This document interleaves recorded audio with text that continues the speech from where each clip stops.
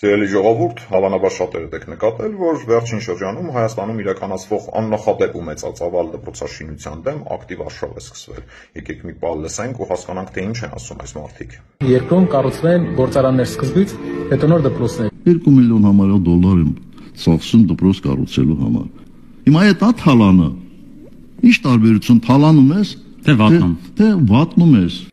Դե ինչ, կարծում եմ ավելի քան ակնհայտ է, թե ինչ նպատակ է հետապնդում դպրոցաշինության դեմ իրականացվող այս արշավը, իսկ նպատակը շատ ավելի պարզ է ու հստակ, այս մարդկանց պետք չեն կրթված քաղաքացիներ, որոնց չեն կարող համոզել ընտրություններին 5000 դրամի դիմաց քվեարկել իրենց օգտին, այս մարդկանց պետք չեն կրթված քաղաքացիներ, որոնց չեն կարող համոզել գրոշների դիմաց աշխատել իրենց գործարաններում, եւ ավելի քան ակնհայտ է, որ կրթված քաղաքացին այս մարդկանց համար թիվ 1 թշնամին է, որովհետև իշխանության գալու եւ վերարտադրվելու նրանց միակ շանսը անկիրթ եւ անբարեկեցիկ պայմաններում ապրող քաղաքացին էր, որին կարող էին 5000 դրամով կաշառել ու ստիպել, որպեսզի